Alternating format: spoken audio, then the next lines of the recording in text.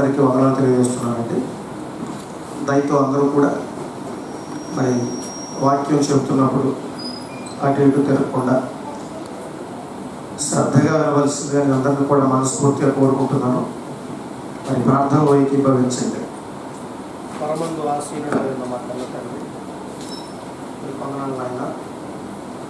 గడిచిన కాలంలో మనందరినీ కూడా మీరు ఎక్కడ చాటున భద్రపరిచి కాపాడిన విధానాన్ని బట్టి, అలాగే తండ్రి మా ఆత్మీయ జీవితాలను మేలుకొల్పుని ఎన్నో విలువైన మాటలు మాకు అందిస్తున్న విధానాన్ని బట్టి మీకు వందనాలు తండ్రి. ఇదిగో నా తండ్రి, ఈ సమయంలో మీ శ్రేష్టమైన గ్రంథంలోంచి కొన్ని మాటలు మేము ఆలోచిస్తుండగా వాటిలో ఉన్న పరమ జ్ఞానాన్ని అర్థం చేసుకోగలిగే సమయోచితమైన జ్ఞానాన్ని మా అందరికీ ఇవ్వండి. మీ కుమారుడైన పరిశుద్ధాత్మ దేవుని సన్నిధి సహవాసాన్ని మా అందరికీ మెండుగా ఉంచి ఈ కార్యక్రమం అంతట్లో కూడా మీరు తోడుగా ఉండి మీరే మహిమ ఘనత ప్రభావాలు ఆరోపించుకోమని అర్థిస్తూ క్రీస్తు వారి పేరు ఈ ప్రార్థన మీకు సమర్పిస్తున్నాము తండ్రి, ఆమేన్. ప్రియమైన దేవుని పిల్లలారా, మరి నిజంగా ఈ ప్రాంత ప్రజలందరూ మీ అందరితో కలిసి మొట్టమొదటిసారిగా మరి మాట్లాడే అవకాశం వచ్చింది. ఒకంత ఆనందంగా ఉన్న ఈరోజు సభ్య సమాజంలో నెలకొన్న పరిస్థితుల దృష్ట్యా ఎటువంటి పరిణామాలు జరుగుతూ ఉన్నాయి, దీనికి నేను చాలా విచారపడుతున్నాను. ప్రియులారా, నిజంగా దైవ గ్రంథంలో ఉన్న మాటలు, దేవుని మాటలు, మంచి మాటలు సభ్య సమాజాన్ని సంస్కరించడంలో మరి ఎప్పుడు కూడా ముందు వరుసలో ఉంటాయి అని అనటంలో ఏమాత్రం సందేహం లేదన్న సంగతి ఇక్కడ కూర్చున్న మీ అందరికీ బాగా తెలుసు. కానీ ఈరోజు సమాజాన్ని మెరుగుపరిచే, సమాజాన్ని బాగు చేసే ఈ విలువైన మాటలు, ఈ ఉత్తమమైన మాటలు, ఈ శ్రేష్టమైన మాటలు, ఈ మంచి మాటలు ఎవరు వింటారు, ఎవరు పాటిస్తారు? ఈరోజు సభ్య సమాజంలో మంచి చెబితే వినేవాళ్ళు లేరు, మంచి ప్రకారం నడుచుకునేవాళ్ళు లేరు. ఒకవేళ చెబుతామని మనం వెంటపడినా ఈరోజు చెప్పేవాళ్ళను కూడా హేళనగా చూసే పరిస్థితి. కానీ ఈ సమాజంలో దేవుని మాట లేకపోవటం వలన, సమాజానికి దేవుడు దూరమైపోవటం వలన ఈరోజు సమాజంలో నెలకొన్న పరిస్థితులు వింటా ఉంటే, చూస్తూ ఉంటే చాలా బాధ కలుగుతుందండి. ప్రొద్దున లేచి పేపర్ తెరిస్తే లేకపోతే టీవీ పెడితే ఎటువంటి వార్త వినాల్సి వస్తుందో అన్న భయంతో, అన్న ఆందోళనతో, బాధతో చూడవలసిన పరిస్థితి ఈరోజు అండి. మరి కర్నూలు జిల్లా బెనగానపల్లి అనే గ్రామంలో ఒక అమ్మాయి సుమారు 17-18 సంవత్సరాలు ఉన్న పాపని కొంతమంది కలిసి పైశాచికంగా, రాక్షసత్వంగా పాడు చేసి పెట్రోల్ పోసి తగలబెట్టిన వైనాన్ని ఈరోజు మనం విన్నాం, చూసాం.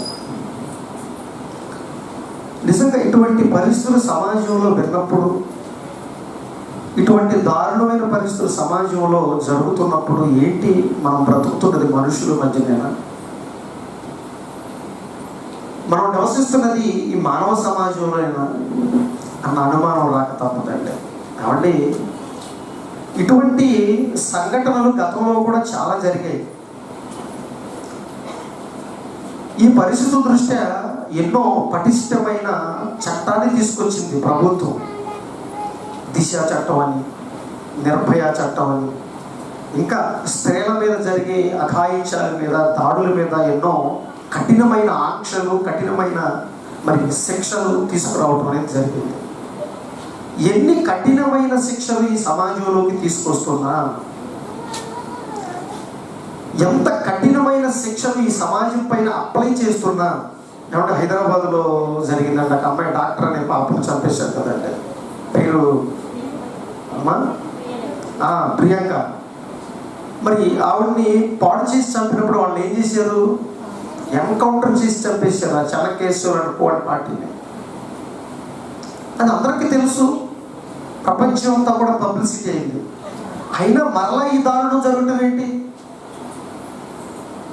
అంటే, ప్రియమైన దేవుని పిల్లలారా, ఈ సమాజం పైన ఒక తప్పు జరిగినప్పుడు ఆ తప్పు మీదకి ఒక శిక్షను అప్లై చేసినప్పుడు సమాజంలో ఎటువంటి మార్పు జరగటం లేదన్న సంగతి మనకు అర్థమవుతుంది.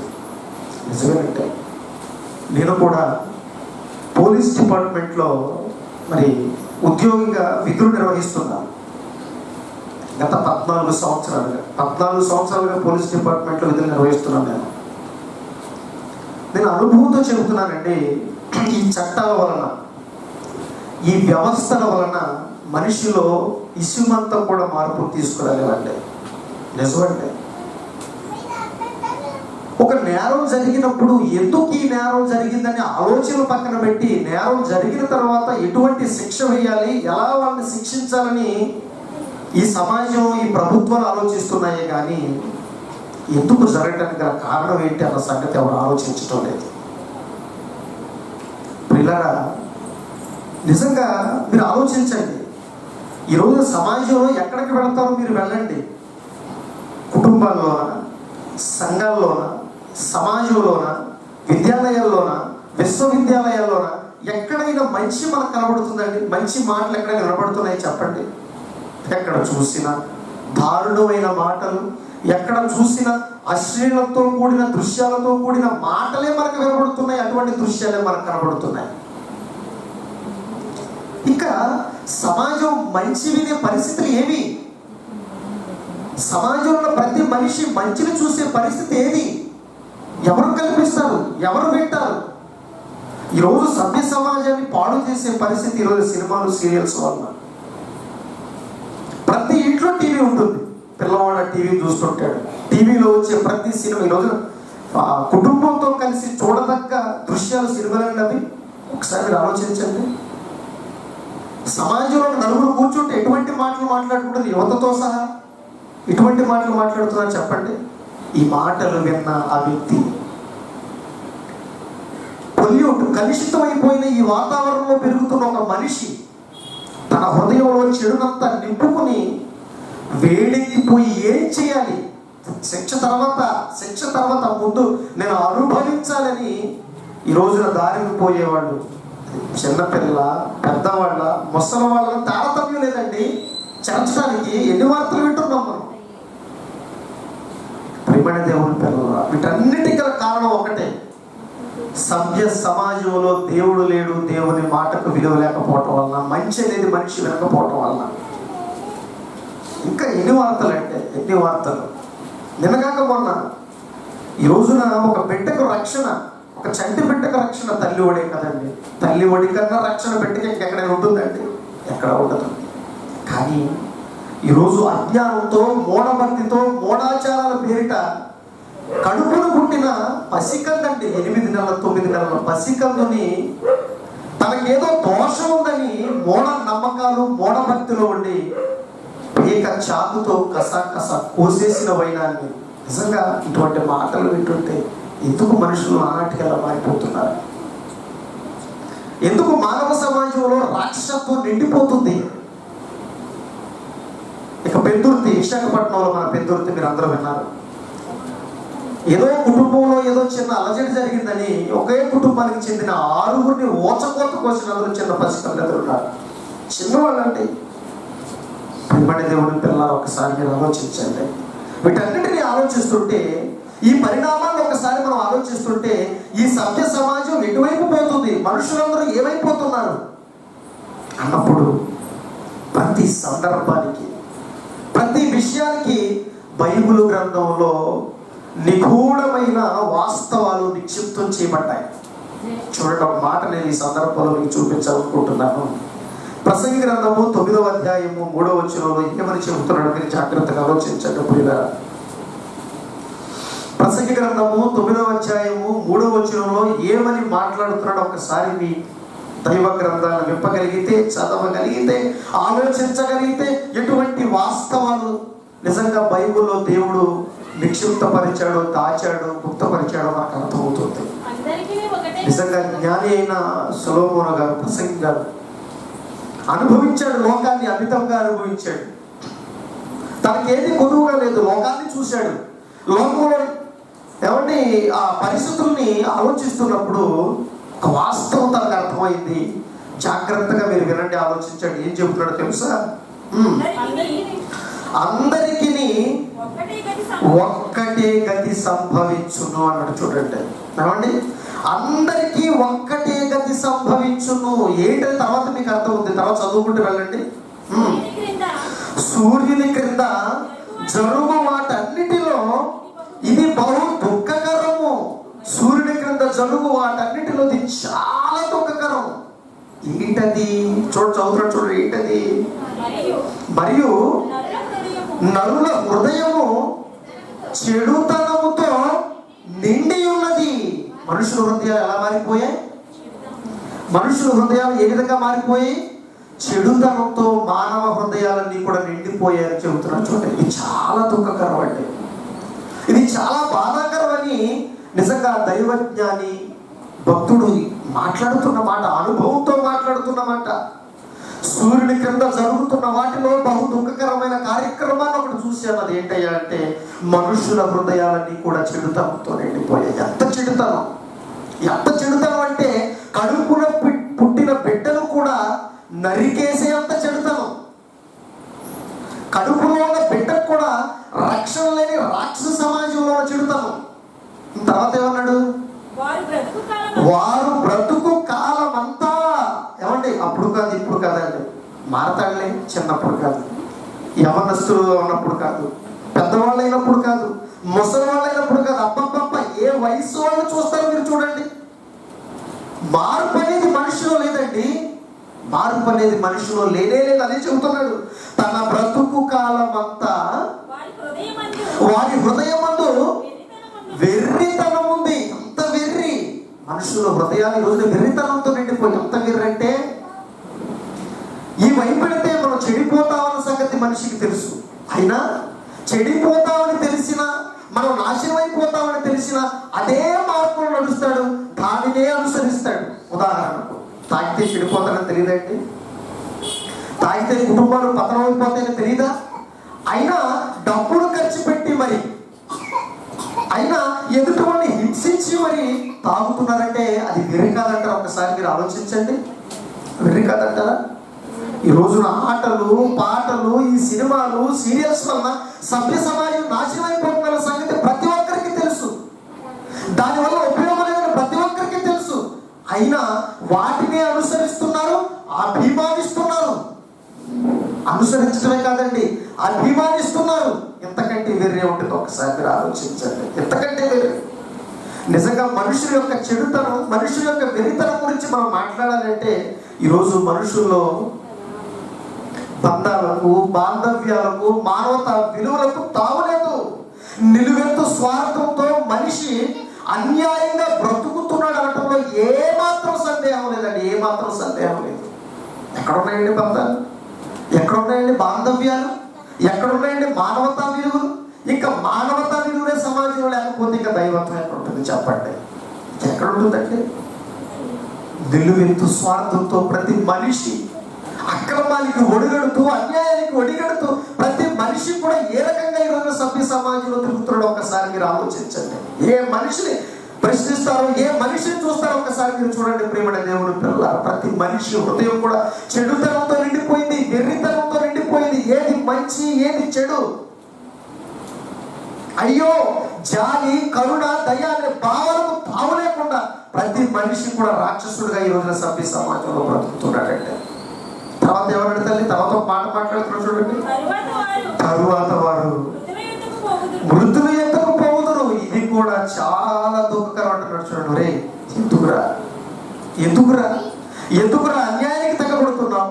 ఎందుకురా అక్రమానికి తెగబడుతున్నావు? నువ్వేమన్నా ఈ భూమి మీద శాశ్వతమా? కాదు. ఒకానొక రోజున చస్తావు నువ్వు. ఒకానొక రోజు నువ్వు వెళ్ళిపోతావు. వెళ్ళిపోయే నీవు, ఒకానొక రోజున వెళ్ళిపోయే నువ్వు ఎందుకయ్యా నీకెంత అన్యాయం దేవుడు మాట్లాడుతున్నాడండి? ఎందుకు నీకెంత అన్యాయం? అందరికీ ఒక్కటే గట్టి సంపాదించినట్టే అందరూ చేస్తారు. బ్రతికున్నాడు ఎవరు ఉన్నారు చెప్పండి? స్థిరంగా ఈ రోజున భూమి మీద బ్రతికున్నాడు ఎవరు ఉన్నారు? ఉండరు, అందరూ చేస్తారు. మరి చచ్చే నీకెందుకెంత అన్యాయం? చచ్చే నీకెందుకెంత అక్రమం? ప్రేమణ దేవుని పిల్లలు ఒకసారి మీరు ఆలోచించాలి. అందుకే దేవుడు ఏం చెబుతున్నాడంటే, ఈరోజు అక్రమంగా అన్యాయంగా బ్రతుకుతున్న ప్రతి మనిషి కళ్ళ ముందు చావనేది మెదలాడాలి, కళ్ళ ముందు కనపడాలి. ఒరే నువ్వు వెళ్ళిపోతావు అన్న సంగతి తెలియాలి ప్రతి మనిషికి కూడా. వెళ్ళిపోతావు నువ్వు.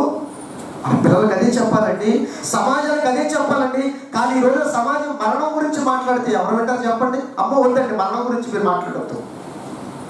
ఏంటి చావు గురించి మాట్లాడతారు? డోర్ మోసుకోండి, మాట్లాడద్దు మరణం గురించి. మరి దేని గురించి మాట్లాడాలి?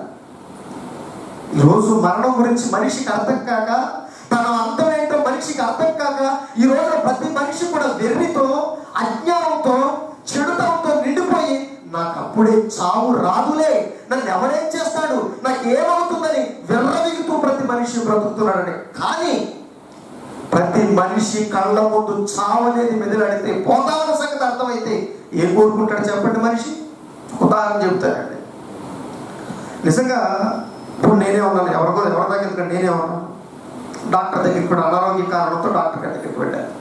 డాక్టర్ గారి దగ్గరికి వెళ్ళిన తర్వాత ఒక్క రోజు మించి నువ్వు బ్రతుకు అన్నారనుకోండి, ఇప్పుడు ఒక నెల రోజుల మించి నువ్వు బ్రతుకు అన్నారనుకోండి, ఇప్పుడు నా పరిస్థితి ఏంటి? ఇంటికి వెళ్తాను. ఇంటికి వెళ్ళిన తర్వాత అందరికి తెలిసింది, కుటుంబ సభ్యులందరికీ, వీడు ఒక రోజు నెల రోజుల మించి బ్రతకడు. ఇప్పుడు నాకు ఏం చేయలేడు? చివరి కోరికలు తీర్చాలి. చచ్చేవాడికి చివరి కోరికలు. ఇది మీకు బాగా అర్థం కావాలంటే, కాబట్టి ఈ జైల్లో ఉన్న వాళ్ళకి ఉరిశిక్ష కానీ, కఠిన కారాగార శిక్ష కానీ ఇలాంటివి విధిస్తుంటారు. ఉరిశిక్ష, మరణశిక్షలు. మరణశిక్ష విధించినప్పుడు, ఉరిశిక్ష విధించినప్పుడు నీ చివరి కోరిక ఏంటో అడుగుతారు. మీకు లోపల జరిగే సన్నివేశాలు తెలియవు కాబట్టి నేను చెబుతాను కదండి. వాటి చివరి కోరిక ఏంటి? కాబట్టి చచ్చేవాడికి చివరి కోరిక ఏంటంటే, వెర్రి కాకపోతే, అజ్ఞానం కాకపోతే చెప్పండి, చచ్చేవాడికి చివరి కోరిక ఏంటి? రేపు చస్తాను, గంటలో చస్తాననే వాడికి ఇక కోరికలే ఉంటాయి. ఉదాహరణకి నన్నే, నీ ఇంటికి వచ్చాను, డాక్టర్ దగ్గర నుంచి ఇంటికి వచ్చాను. మరి నాన్న, ఒక రోజు మించి నువ్వు బ్రతకవు కదా, నెల రోజుల మించి నువ్వు బ్రతకవు కదా, నీకు ఏం కావాలరా? అమ్మా కొద్దిసేపు నన్ను ప్రశాంతంగా వదిలేస్తారా? నాకు ఏమవుతామ్మా? అరే బిర్యానీ తెస్తా. నాకెందుకమ్మా బిర్యానీ? చచ్చేవాడిని కొన్ని బంగారం పులుసు చేయించమంట. నాకెంతమ్మా? చచ్చే నాకెందుకు బంగారం? ఇంటి ఎదుట గొడవ జరుగుతుంది, ఇంటి ఎదుట గొడవ జరుగుతుంది, గొడవ జరుగుతుంది. ఇప్పుడు నాకు తెలిసింది ఆ విషయం, నేను విన్నా. ఇప్పుడు గొడవలోకి నేను వెళతానా? ఎందుకు వెళ్ళను? మరి ఆపండ్రా, ఈ గొడవలు ఆపండ్రా, మీకు దండం పెడతానరా, నేను చస్తానరా, రేపు పొద్దున మీరు చస్తారా, ఎందుకురా మాకు మీకు ఈ గొడవలు అక్కడండా? అంటే వీటన్నిటి బట్టి మనకి ఏమర్థం అవుతుందంటే, ఇప్పుడు మన దేవుని పిల్లలరా, ఎప్పుడైతే ప్రతి మనిషికి వైరాగ్యం అనేది వస్తుందో, ప్రతి మనిషికి చావు కళ్ళ ముందు ఎప్పుడైతే కనబడుతుందో, ఈ చావు అనేది మన కళ్ళ ముందు మెదలాడినప్పుడు మనిషి దేన్ని కోరుకోలేడు, దేన్ని ఆశించాడు, ఎవరికి అన్యాయం చేయడు, ఎవరికి అక్రమం చేయడు. అందుకే దేవుడు ఏం చెబుతున్నాడో తెలుసా? అదే ప్రసంగంలో 7వ అధ్యాయం 2వ వచనంలో ఏం చెబుతున్నాడో జాగ్రత్తగా మీరు అందరూ ఆలోచించండి, కాన్సన్ట్రేట్ చేయండి, బాగా ఆలోచించండి ప్రియమైన దేవుని పిల్లలారా. విందు జరుగుతున్న ఇంటికి పోవుట కంటే ప్రలాపించుచున్న ఇంటికి వెళ్ళండి. అంటే ఎక్కడ ప్రలాపిస్తాం? ఎప్పుడైనా ప్రలాపించేది. చచ్చిపోయిన తర్వాత, ఒక వ్యక్తి చనిపోయిన తర్వాత గుండెలు బాదుకుని ఏడుస్తుంటారు. ఓ ఏడుపులు పెడబొట్టులు, ఆ సందులోకి వెళ్ళలేము. ఆ సన్నివేశాలు చూస్తుంటే మనకు కూడా ఏడుపు వస్తుంది. బాగా ఆలోచించండి. అంటే విందు జరుగుతున్న, ఒక ఫంక్షన్ జరుగుతున్న ఇంటికి మీరు వెళ్ళకపోయినా పర్లేదు, కానీ మరి ఎక్కడికి వెళ్ళాలి? ప్రలాపించుచున్న ఇంటికి మాత్రం మీరు వెళ్ళండి. ఎందుకు వెళ్ళాలి ప్రభువా? ఎందుకంటే మరణము అందరికీ వస్తుంది. సీఎమ్మా, పిఎమ్మా, అడుక్కునేవాడా, లేకపోతే ఈ లోకంలో లేబిలో ఉన్నవాడు ఎవడైనా చస్తాడు, ఎవడైనా పోతాడు. చావుకు ఎవ్వరు అతీతులు కాదు. దానికి తారతమ్యం లేదు. చిన్న, పెద్ద, ముసలి, ముతక, డబ్బున్నవాడు, పేదవాడు, అధికారి, అనధికారి, అడుక్కునేవాడు, తారతమ్యం అనేది ఎవడైనా చేస్తాడు. అందుకే చెబుతున్నాడు, ఏం చెబుతున్నాడు? ఎందుకంటే మరణము అందరికీ వస్తుంది కనుక బ్రతికున్న మీరందరూ కూడా మరణాన్ని మనస్సులో పెట్టాలి. ఏం చేయాలి? ఏం చేయాలి మనం? దేవుడు చెబుతున్నాడండి, బ్రతుకున్న మనం అందరం కూడా మరణాన్ని మనసును పెట్టాలి. ఒక్కసారి వెళ్ళక్కడికి, చావు దగ్గరికి వెళ్ళు, చూడు, నీకు ఎన్నో విషయాలు అర్థమవుతాయని దేవుడు చెబుతున్నాడు. ప్రియమైన దేవుని పిల్లలు జాగ్రత్తగా ఆలోచించాలి. అందుకే దేవుడు ఒక్కడి నుంచి నొక్కి మరీ చెబుతున్నాడు, ప్రతి మనిషి కళ్ళ ముందు మరణం అనేది ఎప్పుడు కూడా కనబడాలి, పోతామన్న సంగతి వాడికి అర్థం అవ్వాలి. ఏం జరుగుతుంది చావు దగ్గర అని అంటే, నిజంగా అప్పుడు దాకా నోటితో ఎన్నో మాటలు మాట్లాడతాడు, ఒక్కసారిగా గొంతు మోగబోతుంది. అప్పటిదాకా ఈ అవయవాలతో ఎన్నో కార్యక్రమాలు చేస్తాడు, కానీ ఈ అవయవాలని నిర్జీవంగా పడి ఉంటాయి. ఏమండి, నిజంగా ఆ శవాన్ని తీసి ఆ పాడి మీద పడుకోబెట్టి తాళతో కట్టేస్తుంటే ఆ దృశ్యాలను చూస్తుంటే ఏం ఆలోచించాలంటే, నేను కూడా ఒక రోజున అలా నిర్జీవంగా పడి ఉండవలసిందేనా? అవును, నన్ను కూడా ఒక రోజున ఆ పాడి మీద పడుకోబెట్టి నన్ను కూడా కట్టేస్తారా? ఆవును నిన్ను కూడా కట్టేస్తారు. నిజంగా అండి, ప్రతి మనిషి జీవితం అర్థం కావాలంటే శ్మశానానికి వెళ్ళాలంటే, నిజంగా శ్మశానంలో జరుగుతున్న కార్యక్రమాలు మనం చూస్తూ ఉంటే, అందుకేనండి దేవుడు మనసు పెట్టమన్నాడు. ఎందుకో తెలుసా? ఆ పాడి మీద వేసి తీసుకువెళ్ళి ఆ శ్మశానంలో ఆ కట్టెల మీద పెట్టి తగలబెడుతుంటే ఇదా మన వైభవం.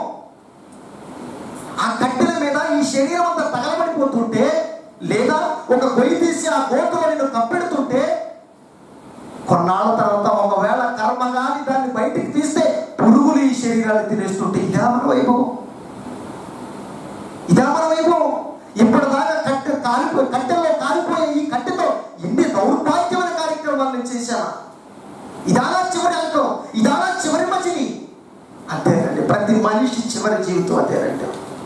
ప్రతి మనిషి చివరి మజిలి అదేనండి. ప్రతి ఒక్కరూ కూడా ఆ శ్మశానానికి వెళ్ళి చివరికి మన శరీరాన్ని పోడ్చవలసిందే, చివరికి మన శరీరాన్ని ఆ కట్టెల మీద కాల్చవలసిందే. చివరిగా మనందరం కూడా నిర్జీవంగా మారిపోతామండి. మరి ఎందుకంటే చెప్పండి, చచ్చే మనం, ఒకనొక రోజున శ్మశానానికి వెళ్ళిపోయే మనం, ఒకనొక రోజున కట్టెల్లో కాలిపోయే మనం, ఒకనొక రోజున గోతులో పాతి పెట్టబడే మనం, ఒకనొక రోజున పాడి మీద మోయబడే మనకి ఎందుకండి ఇవన్నీ? ఎందుకండి అన్యాయంగా బ్రతకాలి? ఎందుకండి అక్రమంగా బ్రతకాలి? ఎందుకంటే ఒక మనిషిని మోసం చేయాలి? ఎందుకంటే ఈ సమాజంలో దౌర్భాగ్యంగా బ్రతకాలి? ఎందుకంటే చెప్పండి, మనం బాధపడుతూ ఇంకో వ్యక్తిని బాధపెట్టి, మనకి సంతోషం లేదు ఇంకొక వ్యక్తికి సంతోషం లేకుండా చేసి ఏమి సాధించాలి చెప్పండి? ఈ భూమి మీద సాధించగలం? పోనీ పోనీ అంటే 60-70 సంవత్సరాలు బ్రతికేస్తామని నమ్మకం అనుకుందా? ఇప్పుడు ఎప్పుడు చేస్తాం? ఎప్పుడుకో కదండి, ముసలివాళ్ళు అయిపోయిన తర్వాత కదా మనం అందరం చచ్చిపోయేది. అంతే కదండి, ఎప్పుడు ముసలివాళ్ళు అయిపోయిన తర్వాత కదా మనం చచ్చిపోయేది. గ్యారంటీ ఉందండి మానవ జీవితానికి? గ్యారంటీ ఉందా? ఏమన్నాడు? ఎంతలో కనబడి ఎంతలో మాయమైపోయి ఆవిరి లాంటి వాడు కాదు నువ్వు, నీ జీవమే పాటిది, నువ్వెంత, నీ బ్రతుకెంత అని దేవుడు అడుగుతున్నాడండి. నువ్వెంత, నీ బ్రతుకెంత చెప్పు. ఈరోజు ఇప్పుడు నేను మాట్లాడుతున్నానండి, ఒక గంట తర్వాత నేను ఉంటానని నమ్మకం ఉందా? చెప్పండి. మనిషి జీవితానికి గ్యారంటీ లేదు. అందుకే కీర్తనకారుడు దాని దగ్గర ఒక మాట మాట్లాడుతూ 144వ అధ్యాయము 4వ వచనంలో ఒక చక్కటి మాట మాట్లాడుతున్నాడు. చూడండి ప్రియులారా, 144వ అధ్యాయం 4వ వచనంలో ఏమని మాట్లాడుతున్నాడు మీరు జాగ్రత్తగా ఆలోచిస్తే, నరులందరి గురించి మాట్లాడుతున్నాడు, మిడిసి పడుతున్న మనుషుల గురించి మాట్లాడుతున్నాడు, ఈరోజు అన్యాయానికి తెగబడుతున్న మనుషుల గురించి మాట్లాడుతున్నాడు, ఏదో సాధిస్తానని దృఢనిశ్చయంతో బ్రతుకుతున్న ప్రతి మనిషితో దేవుడు మాట్లాడుతున్న మాట ఏంటో తెలుసా? రే మీరు ఏమన్నాడు? వడ్డీ ఊపిరిని పోలి ఉన్నారు రా అన్నాడు. చూడండి, వడ్డీ ఊపిరి. ఊపిరి అంటే ఏమంటే శ్వాస తీసుకుంటాం, శ్వాస బయటకు వదిలేస్తాం, తీసుకుంటాం, వదిలేస్తాం. అంటే నీ జీవితం ఎట్లాంటిది, నీ బ్రతుకే ఎట్లాంటిది అంటే, ఒక్కసారి శ్వాస తీసుకుని వదిలేస్తే ఎంతో అంతరాని జీవితం అన్నాడు. తర్వాత ఏమన్నాడు? మీ దినములు, మీ ఆయుష్, మీ ఆయుష్ చూశారు, మీకు ఇచ్చిన కాలం చూశారు, అది ఏమన్నా శాశ్వతం అనుకుంటున్నావా? దాటిపోవు నీడవలే ఉన్నది. సూర్యుడు వస్తాడు, లైట్ వేస్తావు, నీడ వస్తుంది, ఉంటుందా? నీడ నిజం కాదంటే మనం నిజం. నీడ నిజం కానే కాదు, మనం నిజం. ఆ నీడ లాంటి వాడు నువ్వు, నిజం కాదు నువ్వు.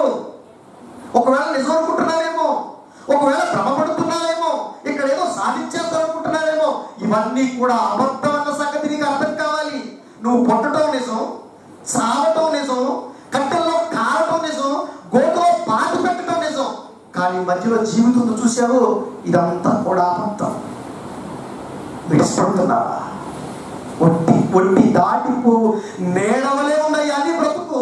ఆలోచించు, ఒక్కసారి మనసు పెట్టు, ఇది వాస్తవ కాదన్న సంగతి నీకు అర్థమవుతుంది. నీకు బాగా అర్థం కావాలంటే అపోస్తలుడైన పౌలు గారు కొరింథీ సంఘానికి రాస్తున్న పత్రిక మొదటి ఉత్తరంలో 7:29 ఏమని మాట్లాడుతారో మీరందరూ కూడా జాగ్రత్తగా వినండి పిల్లలారా. అపోస్తలుడైన పౌలు గారు కొరింథీ సంఘానికి రాస్తున్న పత్రిక 7:29 నుంచి మీరు జాగ్రత్తగా ఆలోచిస్తే, సహోదరులారా నేను చెప్పినది ఏమనగా కాలము సంకుచితమై ఉన్నది. ఏం చెప్పాడంటే, కాబట్టి సహోదరులారా ఆలోచించండి అయ్యా, కాలం చాలా చిన్నగా ఉందయ్యా, ఎప్పుడు పోతావో నీకు తెలియదయ్యా, ఎప్పుడు పోతావో తెలియదు. ఈ రోజున ఇంట్లో నుంచి బయటికి వెళ్ళిన వ్యక్తి మరలా క్షేమంగా ఇంటికి వస్తాడన్న నమ్మకం అసలు లేదండి. భయం గుప్పెట్లో ప్రపంచం, గుండెల్ని అరచేతిలో పెట్టుకుని బ్రతుకుతున్నారు ప్రతి మనిషి కూడా. ఈ రోజున ఎన్ని ప్రమాదాలు, ఎన్ని ప్రకృతి వైపరీత్యాలు, ఎన్ని దారుణాలు, ఎన్ని రోగాలు. ఈ రోజున కరోనా వైరస్ అండి ప్రపంచాన్ని అతలాకుతలం చేస్తుంది. లక్షల మంది చేస్తున్నారు. అయినా మనిషిలో ఈ కోశాన మార్పు లేదండి. చూస్తున్నారే కానీ ప్రతి మనిషిలో మార్పు లేకుండా ఇంకా అన్యాయానికి తెగబడుతున్నారు. కారణం ఈ సమాజానికి ఏమర్థమవుతుంది చెప్పండి? కారణం ఎవరు చెప్పగలరు చెప్పండి? చెబుతున్నా వినే మనస్తత్వం ఈ సమాజానికి ఉందా? లేదండి.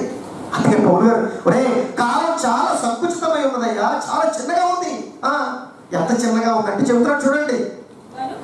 కనుక నీ కాలం చాలా చిన్నగా ఉంది కనుక, నీ బ్రతుకు చాలా చిన్నది కనుక ఇక మీద కనీసం ఈ మాటలు విన్న మీరైనా ఇక మీదట భార్యలు కలిగిన వారు, బాబు దేవుడు ఎట్లా ఎలా మాట్లాడుతున్నాడు అంతే కదండి. ఇది కఠినమైన మాటే కదండి. అంటే భార్యలు చేసుకునే దేనికి? భార్యలు ఉన్నవారు లేనట్టుండాలట. అలా అని మీ భార్యను వదిలిపెట్టేమని దేవుడు చెప్పట్లేదండి. బాగా వినాలి.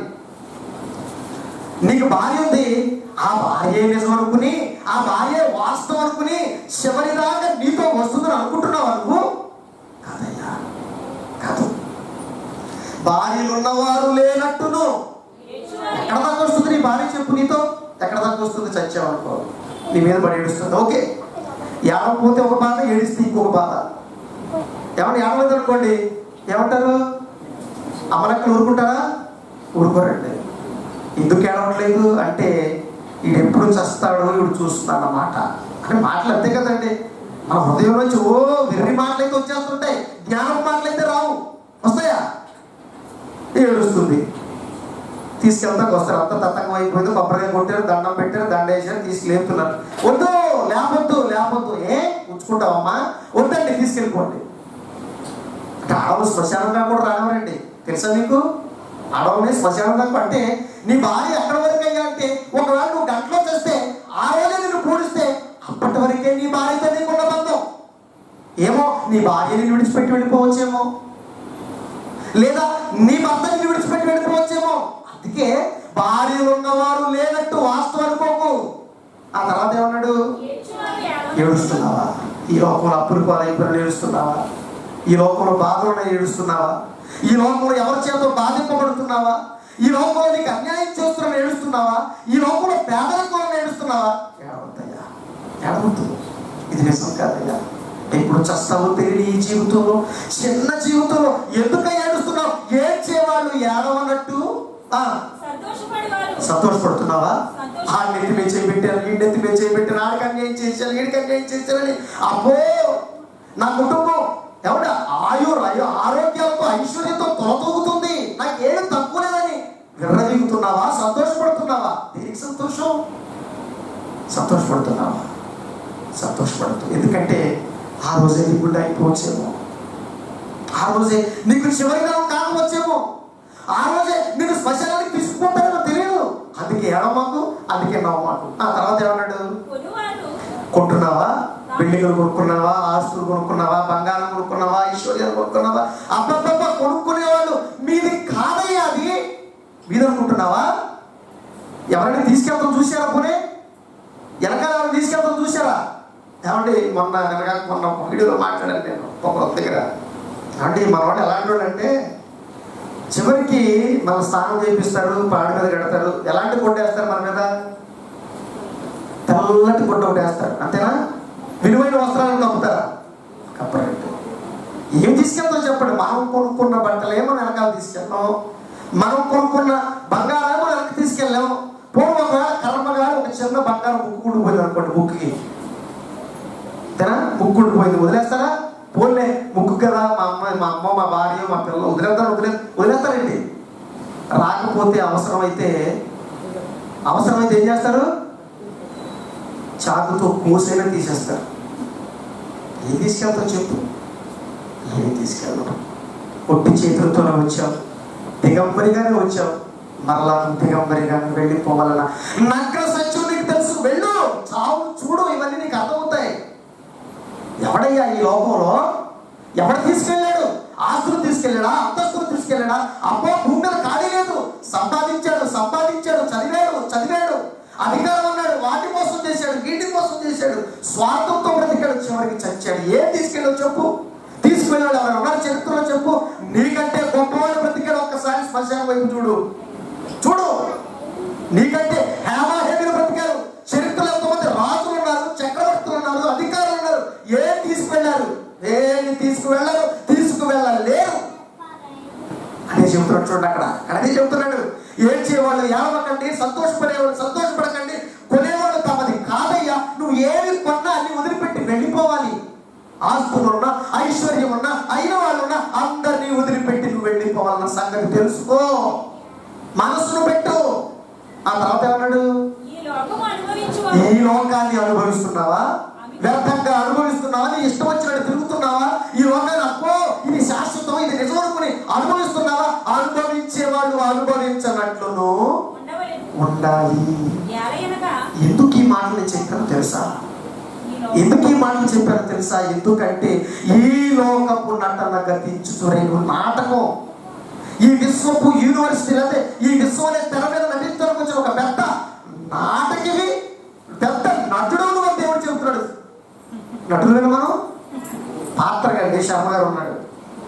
తన భార్యకి భర్తగా ఒక పాత్రను పోషించడానికి ఉన్నాడు అంతే ఈ భూమి మీద. తన పిల్లలకు తండ్రిగా, తన తల్లిదండ్రులకు కొడుకుగా, తన వాళ్ళకు బంధువులుగా, తన సహోదరులకి తమ్ముడుగా, అన్నగా నటించడానికి కొంతకాలం ఉన్నాడు. నిజం అనుకుంటే ఎట్లా? అనుకోకు బిడ్డ, నిజం అనుకోకు. శర్మ గారి మీద ఒక కల్పిత పాత్ర, గుర్తుపెట్టుకోండి. ఇది వాస్తవం, ఇది నిజం. నటన, ఈ లోకపు నటన గతించిపోతే ప్రతి మనిషి వెళ్ళిపోతారని చెబుతున్నాడు. చూడండి ప్రేమ దేవుని పిల్లలు ఆలోచించండి. సినిమా చూసారా మీరు? ఏంటంటే ఎవరు మాట్లాడలేదు. సినిమా చూసారు ఎప్పుడన్నా? సినిమా చూసిన చేతులు ఎత్తండి ప్లీజ్. వెరీ గుడ్, అందరూ చూశారండి, ఒప్పుకున్నారులేండి. ఏమంటే సినిమాలో ఒక పాత్ర ఉంది.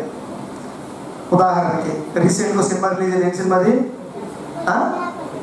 వకీల్ సాబ్ రిలీజ్ అయింది. వకీల్ సాబ్ అంటే అందులో తన పాత్ర ఏంటి? లాయర్ గారు. ఆయన అందులో ఏంటది? లాయర్ గారు. ఎంతసేపు ఆయన లాయరు? సినిమాలో ఆ 3 గంటల వరకే తన లాయర్. బయటకు వచ్చిన తర్వాత నేను లాయర్ అని అనుకోండి, ఇప్పుడు ఏం చేస్తారు? ఈడ్చుకెళ్ళి లోపలేస్తారు. అంటే తనకు ఒక సినిమాలో 3 గంటల వరకు ఈ పాత్ర ఇవ్వబడి తన సంగతి తను గుర్తుపెట్టుకోవాలి. తనకు తెలుసు సినిమాలో అనేక పాత్రలు ఉంటాయి. భర్తని భార్య హింసిస్తుంది, భార్యని భర్త హింసిస్తాడు, పిల్లల్ని ఏడిపిస్తుంటాడు. ఏమంటే రకరకాల సన్నివేశాలు జరుగుతాయి. సంతోషకరమైన సన్నివేశాలు ఉంటాయి, బాధాకరమైన సన్నివేశాలు ఉంటాయి. అవన్నీ వాస్తవా కాదన్న సంగతి సినిమా నటించే వాళ్ళకి తెలుసు. కాబట్టి వాటి గురించి ఆలోచించడం, బాధపడరు. మరి భూమి మీద నువ్వు దేనికోసం ఆలోచిస్తున్నావు, దేనికోసం చింతిస్తున్నావు, దేనికోసం ప్రాకులాడుతున్నావు చెప్పు. ఇవి వాస్తవం కాదు. నువ్వు కూడా నటుడివి. వదిలిపెట్టాలి నీ పాత్రను. నీ పాత్రను వదిలిపెట్టాలి. నేను ఈ కులంలో పుట్టాను, నేను ఆ కులంలో పుట్టాను, పేదరికంలో పుట్టాను, డబ్బు లేదు, అప్పుడు కారు ఉంది, నాకు కారు అనుకుంటున్నావా? ఏమి ఆలోచించుకో, ఏమి దాని గురించి ఆలోచించుకో. వాడు పోతాడు, నువ్వు పోతావు. వాడిని తగలబెడతారు, నిన్ను తగలబెడతారు. వాడిని బాధ పెడతారు, నిన్ను బాధ పెడతారు. అది ఎప్పుడంటే ఏమో ఒక గంట తర్వాత ఏమో. ఎందుకు బాధపడుతున్నావు? సంతోషపడుతున్నావు. ఈ లోకపు నటన గతించుచున్నది. అలాంటి మాటలు చెప్పాడండి దేవుడు. నిజంగా సభ్య సమాజానికి జ్ఞానవంతమైతే, ఈ మాటలు అర్థమైతే ఎవరండి వెర్రిగా బ్రతుకుతాడు, ఎవరండి చెడుగా బ్రతుకుతాడు చెప్పండి? ఆ కూడా సన్నివేశాలు కళ్ళకు కట్టినట్టుగా కనబడాలి. ఆలోచించండి ఒక్కసారి. అప్పుడే సమాజం మారుతుంది. సమాజంలో దారుణమైన కార్యక్రమాలు అప్పుడే రూపు మాసిపోతాయి, సమసిపోతాయి. ఎవరికి తెలుసు ప్రియమైన దేవుని పిల్లలు? అందుకే దేవుడు అంటే, రే నువ్వు చచ్చేలోపు నువ్వు పోతావురా, నువ్వు పోయేలోపు వాస్తవాన్ని తెలుసుకోరా. ఎందుకురా అందరూ చచ్చిపోతారు, ఎందుకు బాధపడుతున్నావు? నీ భార్య బాధ పెట్టక, చచ్చిపోతావు, నీ భార్య చచ్చిపోతుంది, నువ్వు చచ్చిపోతావు, బాధ పెట్టదు. అందుకే దేవుడు ఏం చెప్పాడు? బ్రతికుండగానే నువ్వు కాటికి చేరకముందే, నీ కాలం ఈ రోజుకి ఆగకముందే ఏమన్నాడు? అందరితో ప్రేమగా బ్రతకరా, ప్రేమించరా, మంచిగా బ్రతకండిరా. ఉన్న 4 రోజులు చక్కగా స్వచ్ఛంగా హాయిగా ఆనందంగా కుటుంబ సభ్యులతోనా, ఇరుగు పొరుగుతోనా, సమాజంలో ప్రతి ఒక్కరితో మంచిగా బ్రతకమంటే, ప్రేమగా బ్రతకమంటే వీడికి ప్రేమ ఎప్పుడు వస్తుందో తెలుసా? బ్రతికున్నప్పుడు మాత్రం ఏ వ్యక్తి గురించి మంచి మాటలు మాట్లాడో ప్రేమించడం. కానీ ఎప్పుడు ప్రేమ పొంగొస్తుందో తెలుసా? ఎప్పుడైతే ఒక మనిషి చచ్చిపోతాడో. బ్రతికున్నప్పుడు లేని ప్రేమ చచ్చిపోగానే అమాంతంగా పొంగొస్తాడు. దేనికి? ఎవడు చెప్పాడు ఈ పిచ్చి జ్ఞానం నీకు? కాబట్టి నిజంగా చాలా ఆశ్చర్యం కలుగుతుందండి. బ్రతికుండగా కడుపు నిండా అన్నం పెట్టలేని వీళ్ళు చావగానే దండేసి దండం పెడతారు. ఏమో ఉపయోగం ఉందా చెప్పండి? ఉపయోగం ఉందా? బ్రతికుండగా జీవితాంతం బాధ పెడతాడు, చచ్చిపోయిన తర్వాత మాత్రం గుండెలు బాధ ఏడుస్తాడు. ఏం ఉపయోగం చెప్పండి? ఏమండి, చచ్చిపోయిన తర్వాత బాధపడకపోయినా పర్లేదండి, కానీ బ్రతికుండగా బాధ పెట్టకుండా ఉంటే చాలు. చచ్చిపోయిన తర్వాత గుండెలు బాధకుని, అమ్మో నా నాదుడు, నా భార్య, నా భర్త, నా నాన్న, నా అమ్మ చచ్చిపోయింది అని గుండెలు బాధకుని ఏడవకపోయినా పర్లేదు, బ్రతికుండ గుండెల మీద ఉంటే చాలండి. ఎవరు తెలుసండి జ్ఞానం? చెప్పండి ప్రియమైన దేవుని పిల్లల. ఎవరు ఆలోచిస్తారు చెప్పండి?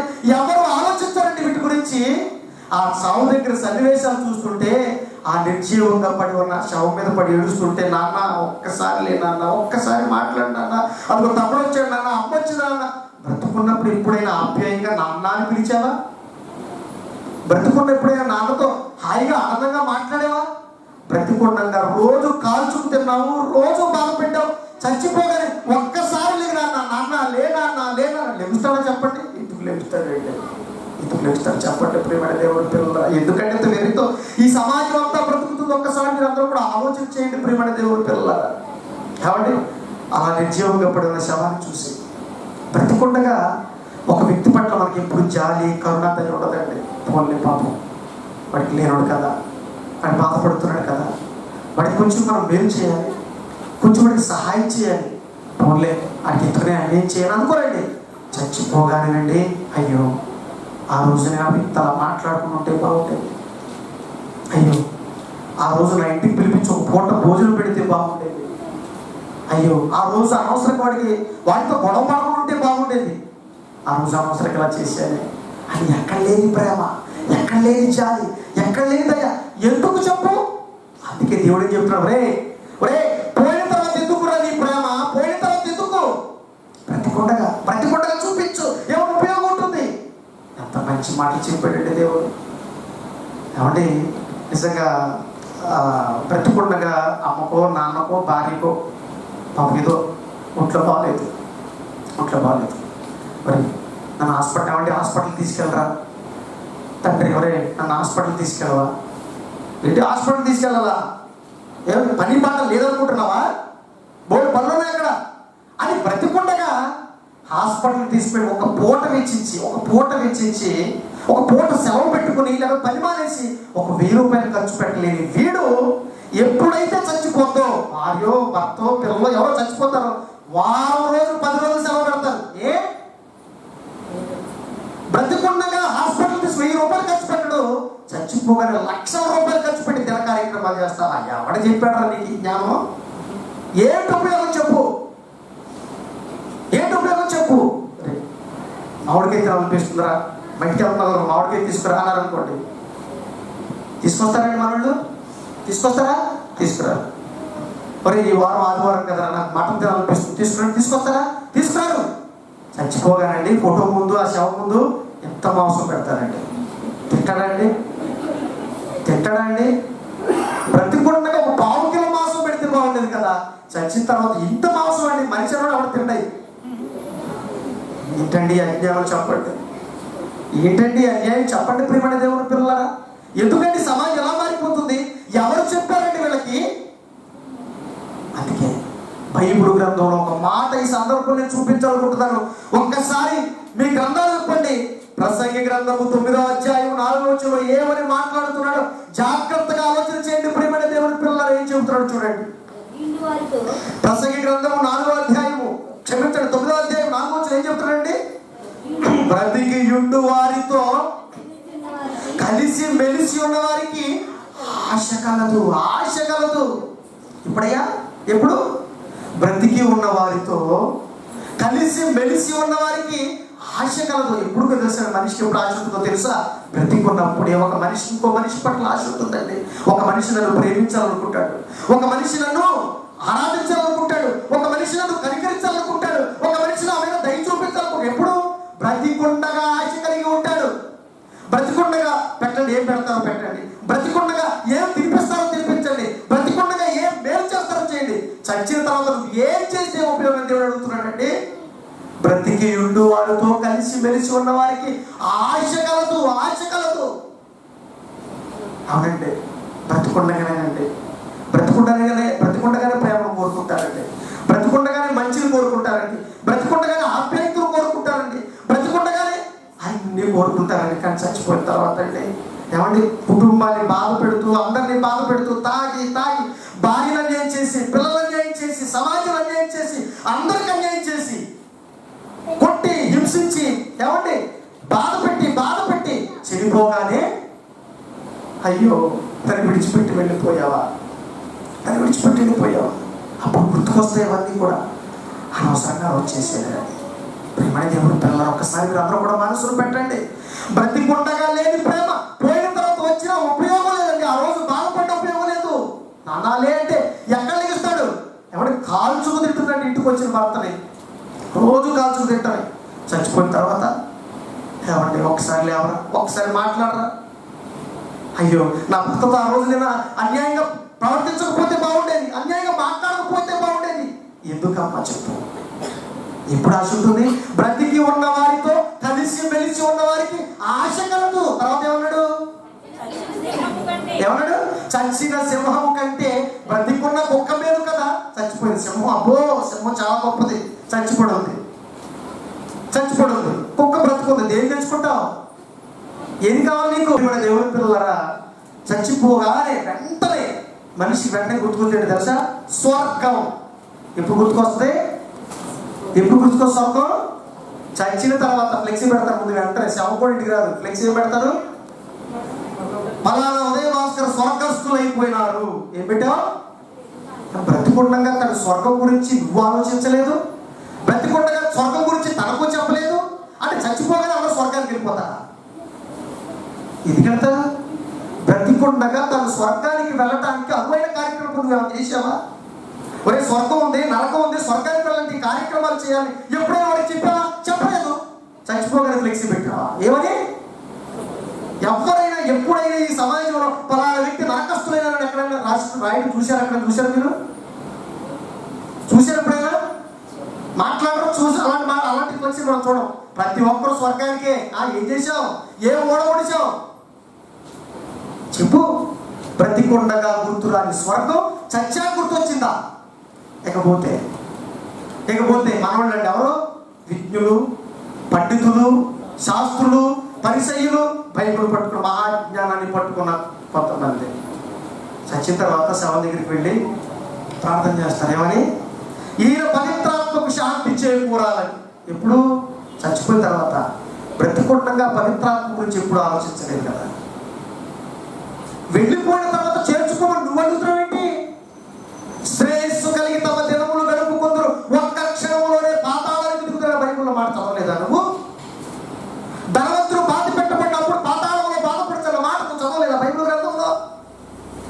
భూమి మీద తన బ్రతుకు దినములలో తాను చేసిన క్రియలను బట్టి, తాను చేయబడిన క్రియలను బట్టి ఏమండి అగ్ని ఫలం అనేది వస్తుంది, స్వర్గం అనేది వస్తుందన్న సంగతి బైబిల్ గ్రంథంలో రాయబడిన సంగతి ఈ సమాజానికి తెలియదా? క్రైస్తవ సమాజానికి తెలుసు.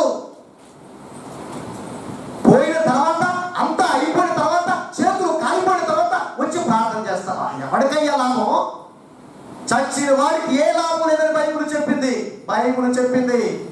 చచ్చిన వాడికి ఏ లాభం లేదన్న సంగతి బైబిల్ చెప్పింది. బ్రతికుండగా నువ్వు ఏం చేయాలన్నా, నీ ఆత్మ పరలోకానికి వెళ్ళాలన్నా, నువ్వు స్వర్గానికి వెళ్ళాలన్నా, నువ్వు బ్రతికుండగానే తను స్వర్గానికి నడిపించాలని ఏ కార్యక్రమం చేస్తావు వచ్చాయి, తను బ్రతికుండగా ఏ మేలు చేస్తావు వచ్చాయి, బ్రతికుండగానే చేయాలి. చచ్చిన తర్వాత నువ్వు ఏం చేసినా ఉపయోగం లేదని చెప్పిన ఏకైక గ్రంథం బైబిల్. ఏకైక వ్యక్తి యేసుక్రీస్తు, ఏకైక వ్యక్తి భక్తులండి బైబిల్లో ఉన్నాడు. ఎక్కడ ఉంది చెప్పండి? ఎవరు చెప్పాడు చెప్పండి? ఈ తతంగాలు, ఈ విందులు, ఈ దిన కార్యక్రమాలు ఎందుకు? బ్రతికున్న వారికి ఉపయోగం, చచ్చిన వారికి ఉపయోగం లేదు. ప్రేమని దేవుని పిల్లలు ఆలోచించాలి. అదే మీరు పాఠ్యాంశంలో ఈరోజు చదువుకున్న వాక్య భాగం. యేసుక్రీస్తు వారు ఆ బేతనియ పట్టణానికి వెళ్ళాడు, కుష్ఠరోగి ఇంటికి వెళ్ళాడు. 14:3 చూడండి ఏం చెప్తున్నాడు. యేసుక్రీస్తు సత్య సమాజానికి నేర్పించిన అతి ప్రాముఖ్యమైన పాఠం ఏం చెప్పాడు చూడండి. అక్కడ ఆయన బేతనియలో కుష్ఠి రోగి అయిన సీమోను ఇంట భోజనానికి కూర్చున్నాడు. ఒక స్త్రీ మిక్కిలి విలువ గల అచ్చ జటామాంసి అని అత్తరు తీసుకొచ్చి ఆయన యేసుక్రీస్తుని పోసేసింది. ఎవరైనా పోసింది? యేసుక్రీస్తు. ఏమంటే పనికి మీద పోయింది కదండి, యేసుక్రీస్తు మీద కదండి పోసింది. మహానుభావుడు, మహనీయుడు, తనకంటే ఏం కోరుకోలేదు. ఆయన ఎలా బ్రతుకుతున్నారో చూస్తున్నారు. ఏమంటే నక్కలకు బొడియలు ఉన్నాయి, ఆకాశ పక్షులకు కూడా నాకు తలవాల్చుకుంటారు, చూడలేదు అన్నాడు. తనకంటూ కుటుంబం లేదు. ఏమంటే అహర్నిశలో దేవుడు సమాజం తప్ప తనకేమీ లేదు. ఎవరుందా? లేదు. వాళ్ళందరికీ తెలుసు. పోనీ ఒక పవిత్ర మూర్తికి లోకం ఎలాగో గుర్తించలేదు ఆయన్ని, ఆనాడు సమాజంలో గుర్తించలేదు. ఇప్పుడు అనేది ఎవరో వెనకున్న వాళ్ళలో గుర్తించారు అనుకుంటున్నాక గుర్తించలేదు. కనుకనే అచ్చ జటామాంసి మిగులు విలువగా అత్తరు తీసుకొచ్చి ఒక అమ్మాయి పోస్తే సంతోషించడానికి బదులు ఏం చేస్తారు వీళ్ళు?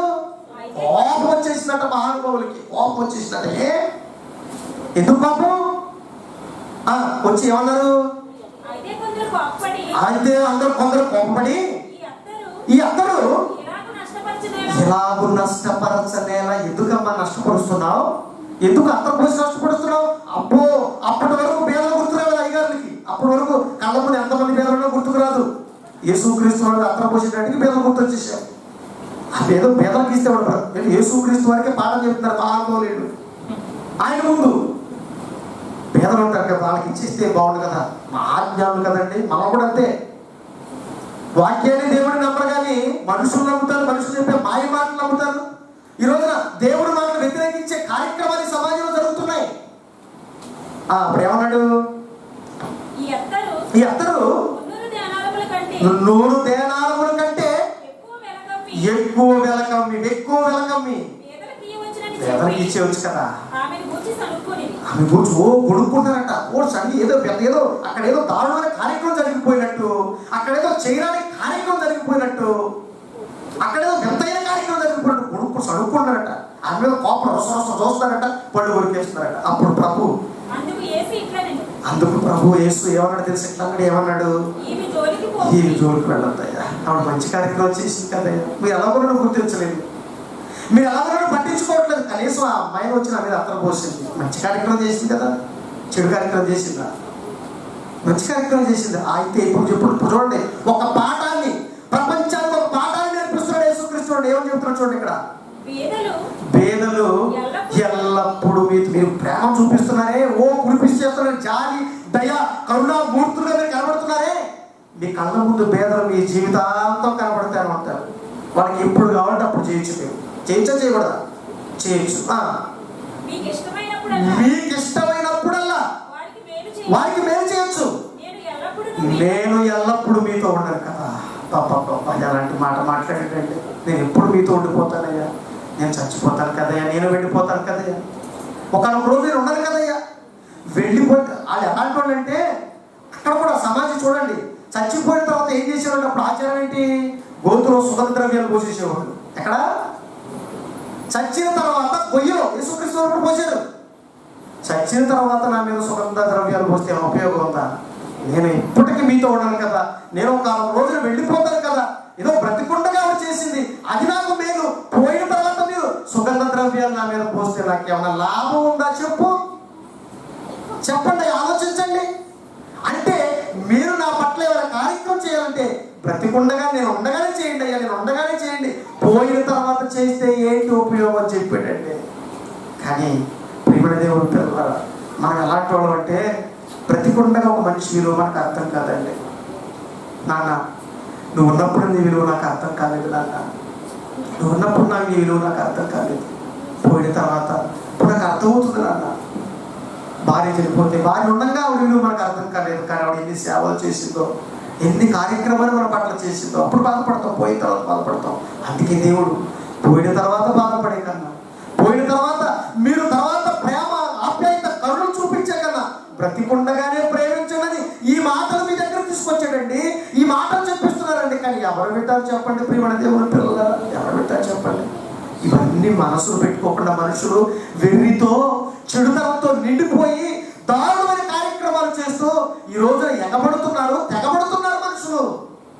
నన్ను ఎవడేం చేస్తాడు, నేను అది, నేను ఇది, నేను సీఎంని, నేను పిఎంని, నేను పోలీసును, నేను కలెక్టర్ని, నేను డబ్బున్నవాడిని, నేను అధికారం గలవాడిని, నన్ను ఎవడేం చేయలేడు, నిన్ను చంపేస్తా, నీకు అన్యాయం చేసేస్తా, నిన్ను నాశనం చేసేస్తా అని మాట్లాడుతుంటే, ఒరే నువ్వెంత, నీ బ్రతికెంత, నిన్ను చూస్తే నాకు ఏమనిపిస్తుందో తెలుసా? చివరికి ఈ మాట చూడండి, నిన్ను చూస్తే నాకు ఏమనిపిస్తుందో తెలుసా? కీర్తనల గ్రంథం 37:13 విర్రవీగే ప్రతి మనిషి, అన్యాయంగా బ్రతికే ప్రతి మనిషి చచ్చిన తర్వాత ప్రేమను చూపించి బ్రతికుండగా పట్టించుకోని ప్రతి వ్యక్తి, చచ్చిన తర్వాత ప్రేమ ఆప్యాయత వలగపోసే ప్రతి వ్యక్తి, బ్రతికుండగా ఆలోచించలేని ప్రతి వ్యర్థమైన మనిషి ఆలోచించవలసిన ప్రాముఖ్యమైన సంగతి ఏంటో తెలుసా? అలాంటి వాళ్ళు చూసట అంటాడు అప్పుడప్పుడు మనుషులు గొడవ జరిగినప్పుడు ఏమంటాడు తెలుసా? నిన్ను లేపేస్తా, నువ్వెంత, నా ముందు నువ్వెంత, నీ అంతు చూస్తా, నీ సంగతి చూస్తా అని. ఈరోజు మనిషి అర్థం లేదండి. నన్ను ఎవడేం చేయాలని వాళ్ళు అన్యాయం చేస్తున్నారు, అక్రమాలు చేసేస్తున్నారు. అలాంటి మనిషిని చూసాట దేవుడు ఏమన్నాడు చూడప్పుడు, ఏమన్నాడు? వారి కాలము వచ్చుచుండుట ప్రభు చూచుచున్నాడు. వారి కాలం వచ్చుచుండుట ప్రభు దేవుడు చూస్తున్నాడు. దేవుడికి అన్ని తెలుసు కదండి. మరి విర్రవీగుతున్నావా, ఆడిని లేపేస్తా, ఇన్ని లేపేస్తున్నట్టావా? ఇవాళ నేను లేపేస్తే నీ గతి ఏంటి చెప్పు? నువ్వు లేపే అంత తోడువా చెప్పు? విర్రవీగే అంత తోడువా? ఈరోజు నిన్ను లేపేస్తే అదే మాట్లాడుతున్నాడు ప్రభు. ఏం చెప్తున్నాడు? వారి కాలము వచ్చుచుండుట చూచి ప్రభు చూచుచున్నాడు, వారిని చూచి ఆయన నవ్వుతున్నాడట దేవుడు. రేపించోడా ఏంట్రా నీకు శాశ్వతం చెప్పు? విర్రవీగు సీఎం కాలం వెళ్ళిపోతుంది. ఎవరితో మాట్లాడవా? ఏంటి నీలో ఉన్న గొప్ప? నిన్ను కూడా పాడి మీద తీసుకుని ఆ దృశ్యం నాకు గుర్తొస్తుంటే ఇప్పుడు విర్రవీగే నువ్వు పాడి మీద వెళ్ళిపోతున్నాడు, నాకు నవ్వురాకేమొస్తుంది? అంతే కదా. ఇక్కడ విర్రవీగుతున్నావు, నన్ను ఎవడేం చేస్తాడు, ఆడిని చంపేస్తా, ఈడిని పొడి చేస్తాడని మాట్లాడుతున్నావు చూసావా? నిన్ను కట్టిన మీద తగలబెడతారు. ఆ దృశ్యం గుర్తొస్తుంది మనకి ఏమనిపిస్తుంది? నవ్వురాదు. మరి కాలిపోయే నువ్వా నా మీద శపథం చేస్తున్నావు, కాలిపోయే నువ్వా నాకు అన్యాయం చేస్తున్నావు, గోతులో పెట్టబడే నువ్వా నా మీద అన్యాయంగా మాట్లాడుతున్నావు. మనకేమో వస్తుంది అర్థమైనప్పుడు,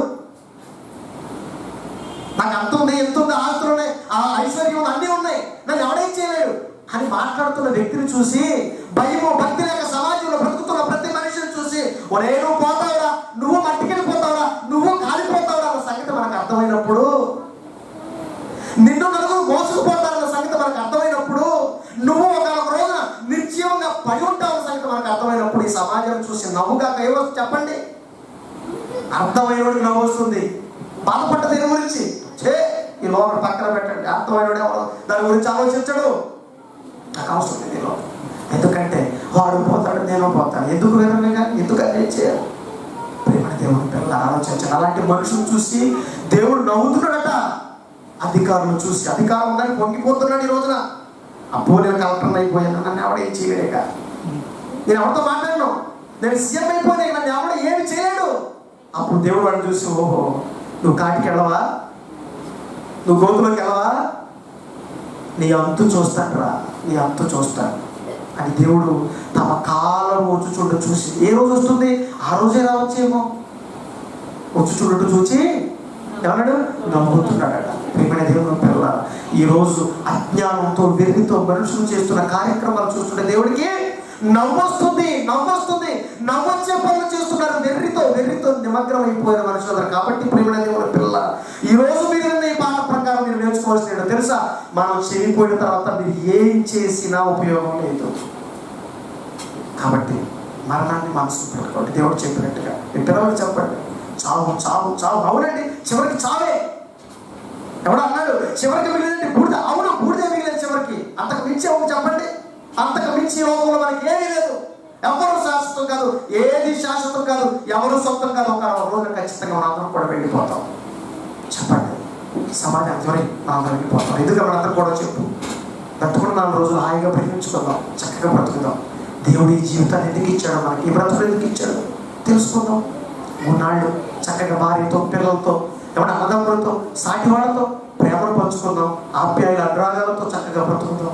తర్వాత పోయిన తర్వాత నువ్వు ఎంత ఇచ్చిన ఉపయోగం లేదు. పోయిన తర్వాత ఇవన్నీ నీకు గుర్తుకొస్తా నాకు తెలుసు. అందుకే ముందే నువ్వు తెలుసుకోవాలని ఈ గ్రంథాన్ని చేతికిచ్చాను. మహానుభావులు నీ ముందు పంపించారు, నా కుమారుని దగ్గరికి పంపించాను. ఈ విధమైన సంగతులు మీకు చెప్పించాను. అర్థం చేసుకోండి. వింటే బాగుపడతారు, వినకపోతే చేసేది. కళ్ళు మూసుకోండి, ప్రార్థన చేసుకోండి. ప్రేమ నమ్మకం కలిగిన మా ప్రియ పరలోకపు తండ్రి, నాయన నిజమే తండ్రి, మేమెంత, మా బ్రతుకులు ఎంత, మా జీవితాలు ఎంత కన్నా తండ్రి. ఈ రోజు కనపడుతున్నాం, రేపు ఉంటామో లేదో తెలియని మాకు అజ్ఞానంతో బ్రతకటం దేనికి కన్నా తండ్రి, అన్యాయంగా బ్రతకటం దేనికి లేదు నాయన. మేము కూడా ఒక రోజున శ్మశానం వెళ్ళిపోతాం, ఈ భూమిని విడిచిపెట్టి వెళ్ళిపోతాం. వెళ్ళిపోయేలోపు వాస్తవాలు తెలుసుకోవాలి, వెళ్ళిపోయేలోపు నిజాన్ని తెలుసుకోవాలి కన్నా తండ్రి. ఈ బ్రతుకు మాకు ఎందుకు ఇచ్చారు, ఈ జీవితాన్ని మాకు ఎందుకు ఇచ్చారు నాయన.